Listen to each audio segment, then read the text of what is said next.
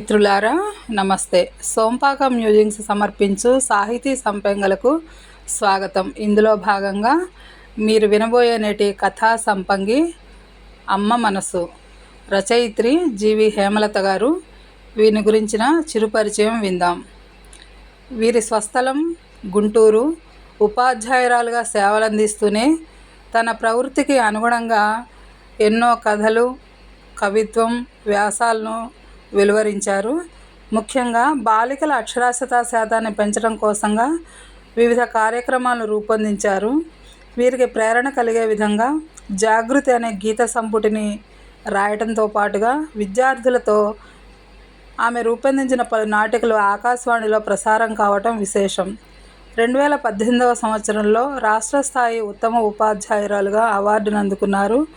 ప్రస్తుతం మీరు ఈరోజు వినబోయే కథ నమస్తే తెలంగాణ ముల్కనూరు సాహితీ పీఠం సంయుక్తంగా నిర్వహించిన కథల పోటీ 2025లో ప్రత్యేక బహుమతిగా 5,000 రూపాయలను నగదు బహుమతిగా పొందిన కథ ఇది. అమ్మే ఆదిదైవం, ఆమె మనసు అనంతరమని తన కథ ద్వారా చాటుతున్నారు రచయిత్రి.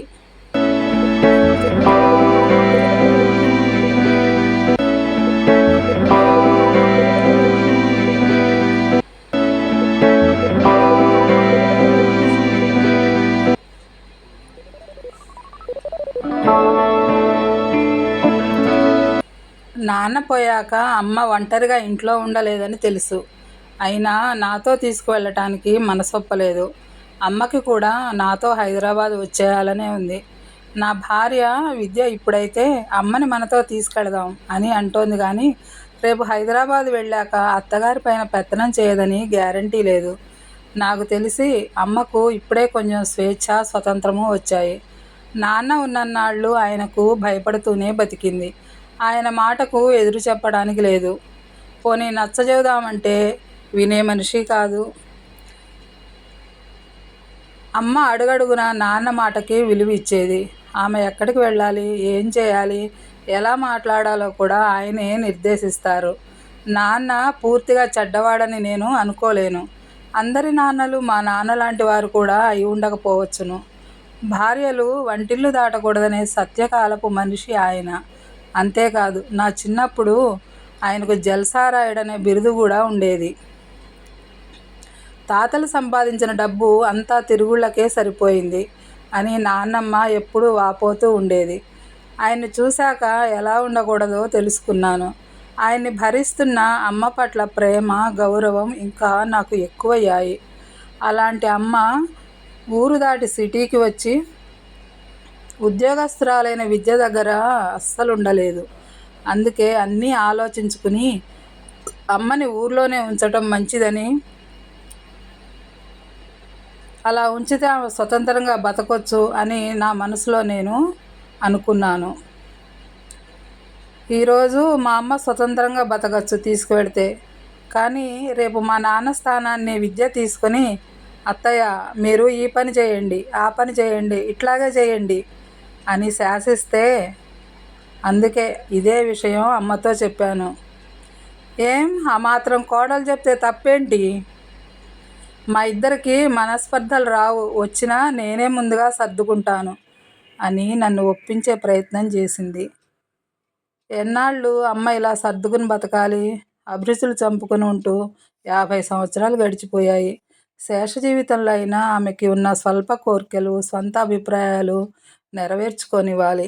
భర్త, కొడుకు, కోడలు, తర్వాత మనవలు, ఒక హోమ్ మేకర్ స్త్రీని ఎల్లప్పుడూ శాసిస్తారనటానికి ఇదే ఉదాహరణ. అమ్మా, రేపు పటుత్వం తగ్గాక ఎలాగూ తప్పదు.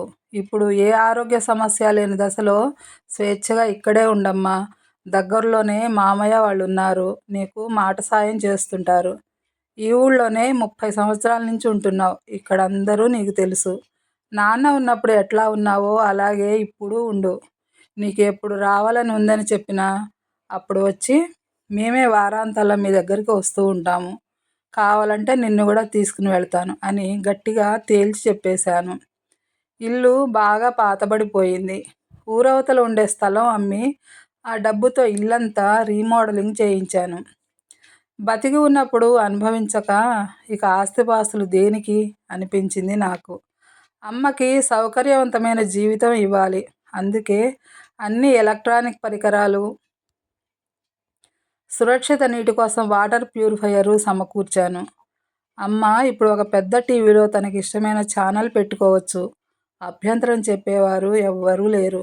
మా అమ్మకి ఇంకా మా అత్తయ్యకి కూడా నెల రోజుల పాటు యాత్రా స్పెషల్ బస్సు కూడా బుక్ చేశాను.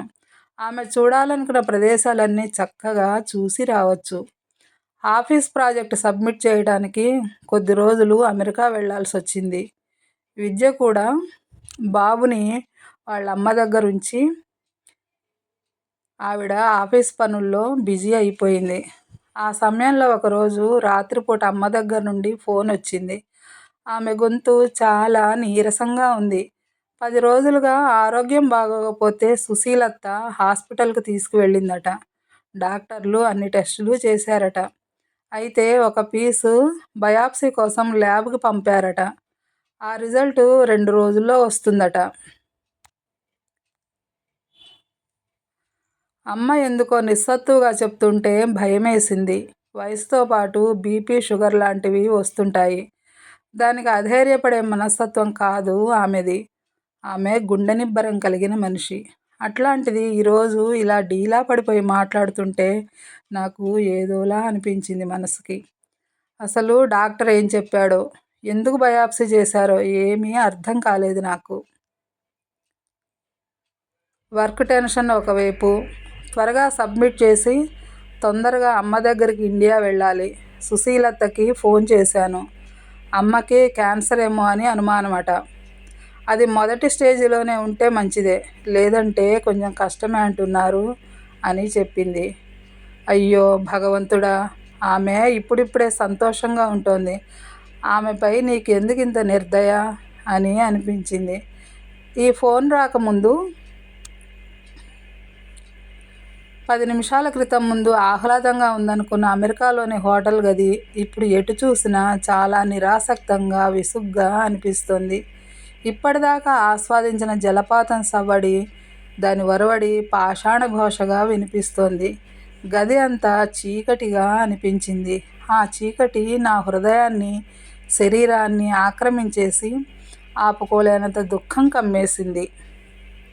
వెంటనే విద్యకి ఫోన్ చేసి చెప్పాను, వీలైనన్ని రోజులు లీవ్ తీసుకుని బాబుతో వెళ్ళి అమ్మతో గడపాలని. నిజంగానే లీవ్ దొరకలేదో ఏమో తెలీదు కానీ తనకు వీలు పడదని, ఆమెనే ఇక్కడికి వచ్చి ఉండమని విద్య చెప్పింది. లేదా ఓల్డేజ్ హోమ్లో జాయిన్ చేయడమే ఇప్పుడు కరెక్ట్, లేదా కావాలంటే కేర్ టేకర్ని పెడతానని తన కుశాగ్ర బుద్ధిని ప్రదర్శించింది. నేను ఇండియా వెళ్ళి అమ్మని చూసుకోగలిగేదాకా అమ్మని దగ్గరుండి చూసుకోవడానికి ఒక మనిషి తోడు అవసరం అనిపించింది నాకు. విద్య దగ్గర కేర్ టేకర్ని పెట్టడం కంటే ఊరిలోనే అమ్మకి ధైర్యం ఉన్న చోటే ఒక అమ్మాయిని ఏర్పాటు చేశాను. కొద్ది రోజుల తర్వాత అమ్మ దగ్గర నుండి మళ్ళీ ఫోన్ వచ్చింది. అత్తయ్య వాళ్ళు దూరపు బంధువులు ఇంటివైపు రావటమే మానేశారని. అమ్మకి శారీరకమైన జబ్బు కంటే వాళ్ళెవరూ అంతగా ఇంటివైపుగా రాకపోవటం ఆమెకి చాలా బాధ కలిగించిందని వాపోయింది. అయితే నేను ఏర్పాటు చేసిన అమ్మాయి సొంత కూతురిలాగా చూసుకుంటోందని, ఇంటి పని, వంట పనితో పాటుగా అమ్మకి తినిపించడం, రాత్రింబవళ్ళు అమ్మని కంటికి రెప్పలా కాచుకుని చూసుకోవటం బాగుందని, ఇటువంటి అమ్మాయి దొరకటం చాలా అదృష్టమని మంచి సర్టిఫికెట్ ఇచ్చేసింది. సమయానికి మందులు ఇస్తుంది. ఆ అమ్మాయికి కూడా దగ్గర వాళ్ళు ఎవ్వరూ లేరు. అందుకే ఇక శాశ్వతంగా మన దగ్గరే ఉంచుకుందాన్రా అంది అమ్మ. ఈరోజు అమ్మ గొంతులో ఎంతో విశ్వాసం, ఎంతో ప్రశాంతత కనిపించింది. అమ్మని మామూలు మనిషిని చేస్తున్న ఆ అమ్మాయి దుర్గకి చాలాసార్లు మనసులోనే ధన్యవాదాలు చెప్పాను. అమ్మ గొంతులో వినపడిన విశ్వాసం నాకు దూరమైన ప్రశాంతతను దగ్గరికి చేర్చినట్లుగా అనిపించసాగింది. నేను ఇండియా వస్తూనే అమ్మ దగ్గరికి వెళ్ళాను. ఎందుకో అమ్మ నాతో సరిగా మాట్లాడలేదు. నేను సంతోషంగా ఇంట్లోకి వెళుతూనే నవ్వుతూ ఎదురొస్తుందనుకున్నాను. ఏదో ముక్తసరిగా మాట్లాడి వంటగదిలోకి వెళ్ళిపోయింది. ఏమైందో ఏమిటో అస్సలు అర్థం కాలేదు. అప్పుడు దుర్గ నా దగ్గరికి వచ్చి, నిన్న మా ఊరతను పనుండి ఈ ఊరొచ్చాడు. నేనిక్కడ ఉన్నానని ఎవరు చెప్పారో అమ్మగారితో చాలాసేపు మాట్లాడి వెళ్ళాడు అని చెప్పింది. అయితే అమ్మకు విషయం అర్థమైపోయిందన్నమాట. ఏదో ఒకరోజు ఈరోజు వస్తుందని ముందే ఊహించాను. కానీ ఎలా మొదలుపెట్టాలో ఏం చెప్పాలో అర్థం కాలేదు. ఫ్రెష్ అయి వస్తానని చెప్పి మిద్దె పైన నా గదిలోకి వెళ్ళాను. అమ్మకి నా పైన కోపం వచ్చిందని అర్థమవుతోంది. కానీ ఆ కోపాన్ని ఎలా పోగొట్టాలో మాత్రం అర్థం కావటం లేదు. నేను హాస్టల్లో ఉండి బీటెక్ 3వ సంవత్సరం చదువుతున్న రోజులు. ఒకసారి ఇంటికి వచ్చినప్పుడు అమ్మ అడిగింది, ఒరేయ్, మన పాలేరప్పన్న మీ నాన్నకి ఎవరో ఆడాళ్లతో సంబంధం ఉందని అంటున్నాడు, నిజమేనంటావా? ఆయన ఏం చేసినా భరించాను. పేకాటలో డబ్బంతా పోగొడుతున్నా ఏనాడూ ఎదురు చెప్పలేదు. కానీ సవతి పోరైతే భరించలేను. ఆడది ఏదైనా సహిస్తుంది కానీ తన స్థానంలో వేరే మనిషికి ఆశ్రయం ఇస్తే భరించలేదురా అంటూ కళ్ళల్లో నీళ్లు పెట్టుకుంది. ఆ రోజు అమ్మ చాలాసేపు అలా బాధపడుతూనే ఉంది. ఆవిడను చూసి నా మనసు ఎంతగానో తల్లడిల్లిపోయింది. నువ్వు తిండి తిప్పలు మానేస్తే నీ ఆరోగ్యం దెబ్బతింటుంది. నేను ఈ సెలవుల్లో మొత్తం విషయాన్ని కనుక్కుంటాను. అలా బయట వాళ్ళు చెప్పే మాటల్ని ఏవి పడితే అవి నమ్మకూడదమ్మా. అదిగో పులంటే ఇదిగో తోక అంటారు. ఆ అప్పన్నగాడు ఒట్టి గాలి మనిషి. వాడి మాటలు ఎందుకు నమ్ముతున్నావు? వాడు గాలి కబుర్లు మోసుకొస్తూ ఉంటాడు. నువ్వు ధైర్యంగా ఉండి నేను కనుక్కుంటా అన్నా కదా అని అమ్మకి ఎంతో ధైర్యం చెప్పాను. నా మాటలకు అమ్మ కుదుట పడింది. అమ్మకి ధైర్యమైతే చెప్పాను కానీ నాన్నని నమ్మటానికి లేదు. ఇప్పుడే ఇలా ఉన్నాడు అంటే ఆయన వయసులో ఉన్నప్పుడు ఏమైనా చేసే ఉంటాడు. అమ్మ నా చేతులు పట్టుకుని ఏడ్చిన విషయం నాకు పదే పదే గుర్తొచ్చేది. పడుకున్నా నిద్ర పట్టేది కాదు. నా కళ్ళల్లో కూడా నీళ్లు సుళ్ళు తిరిగేవి. అన్నీ పంచుకునేందుకు అమ్మకు ఒక ఆడపిల్ల ఉంటే ఎంత బాగుండేది. నేనుండి ఏం లాభం అని నన్ను నేను నిందించుకున్నాను.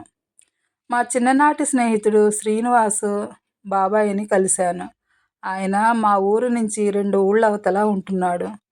ఆయన మొదట నాన్న విషయం బయట పెట్టలేదు.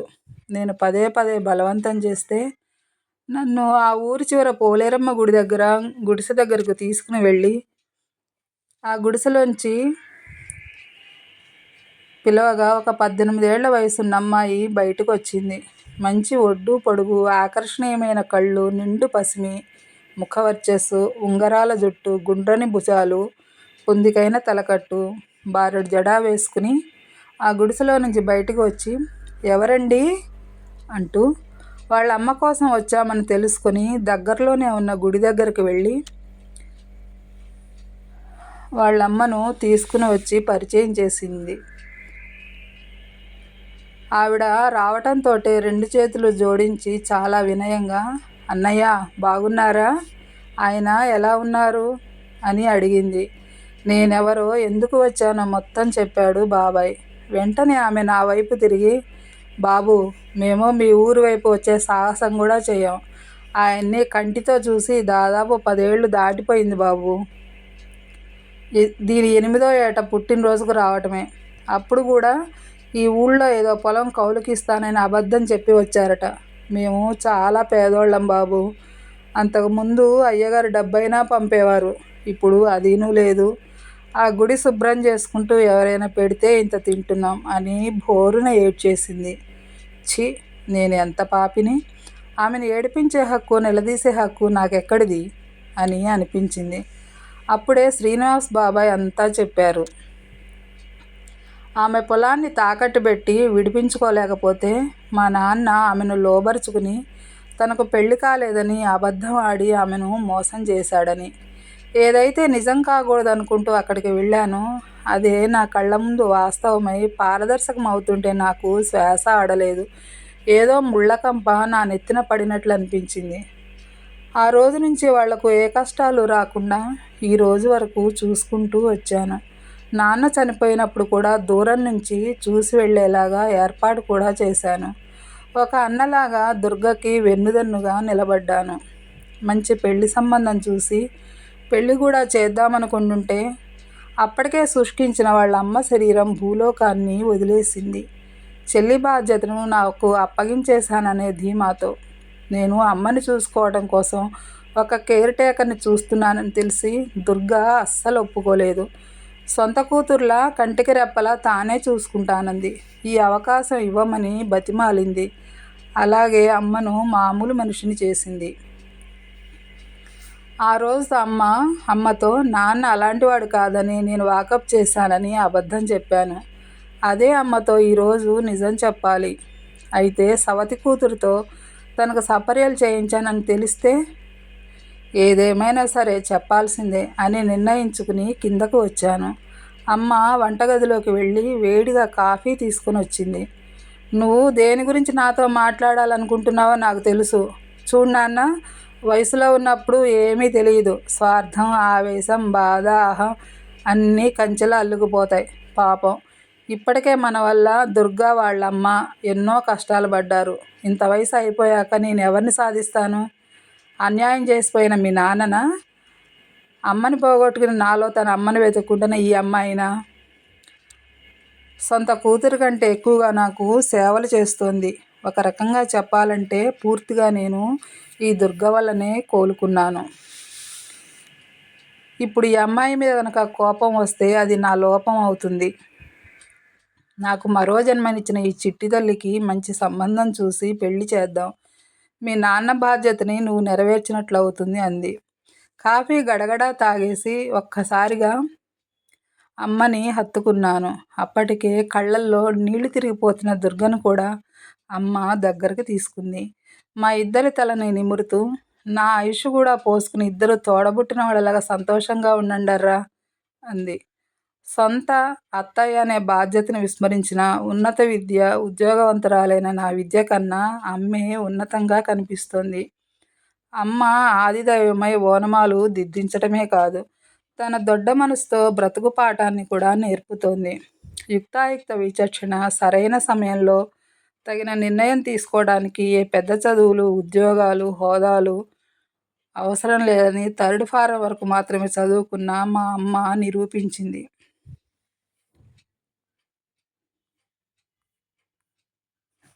మిత్రులారా, కథ సమాప్తం. మీకు ఈ కథ నచ్చినట్లయితే తప్పకుండా లైక్ చేయండి, కామెంట్ రాయండి, మిత్రులకు షేర్ చేయండి. తప్పకుండా సబ్స్క్రైబ్ అవ్వాలని నా వినతి. మరో మంచి కథతో మీ ముందుంటానండి. అంతవరకు సెలవు. ధన్యవాదాలు.